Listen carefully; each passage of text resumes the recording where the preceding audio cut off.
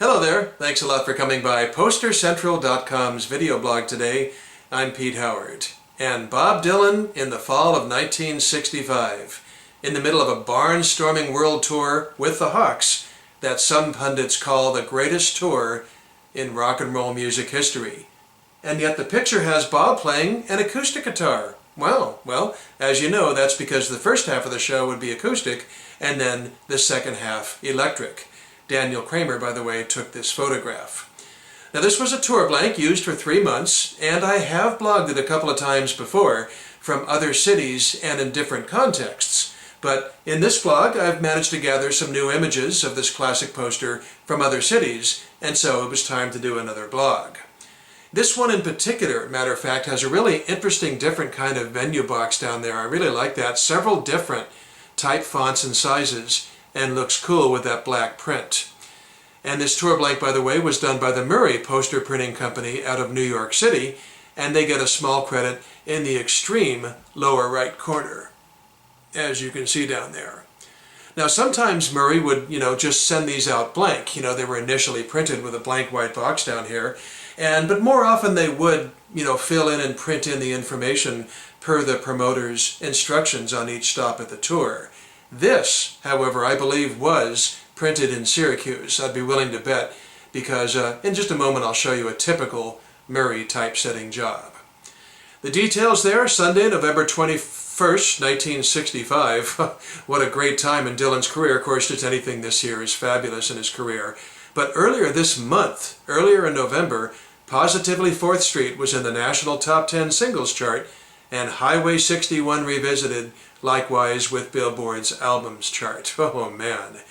7:30 p.m., War Memorial in Syracuse, and then unusual italics, but it's nice and easy on the eye. For the ticket prices, $4.50, $3.50, and $2.50 at the box office after November 7th. Now that's kind of unusual, but not unprecedented to give a date like that for when they go on sale. But, from my viewpoint, it gives it a nice feeling of immediacy. And then you have an Syracuse University corner bookstore. Mail orders, Unital. How about if I take a guess? United Talent Agency? Abbreviation? Possibly. Anyway, Unital with the street address and send stamped envelope. I always wonder about ticket allocation in these days before computer distribution, right? I mean, say, for example, the front row, which everybody wants. With the front row tickets divided up among the 3 different ticket sellers here. It's just hard to say. I'm sure, but the answer is it varied from promoter to promoter on any given tour. The home office might have had a request, but you could just see somebody running around to a couple different places looking for better tickets, and they get 6th row one place, 3rd row in another, no good seats in the other. It's just, interesting to think about how that must have worked back then. So, as I said, this tour blank was used for 3 months in the fall of 1965, and now I'm going to show you the earliest and latest known examples of this tour blank in use through blown-up photographs. Well, here it is, not just the earliest one I've seen, but it has to be the earliest one of this tour blank, because it's the very first date of the tour. Austin, Texas, on September 24th of 1965, his first ever show with the band, then known as Levon and the Hawks. And to really split hairs for you Dylan scholars, of which I'm one, this was Dylan's 4th electric appearance on stage, the first one being the Newport Folk Festival, of course, back in July. This was his 3rd ever full-length show with electric backup, the first 2 being Forest Hills and the Hollywood Bowl almost a month earlier. And then 3 weeks after the Hollywood Bowl, you have this. He's with the Hawks for a tour, and as I said, this is the very first date.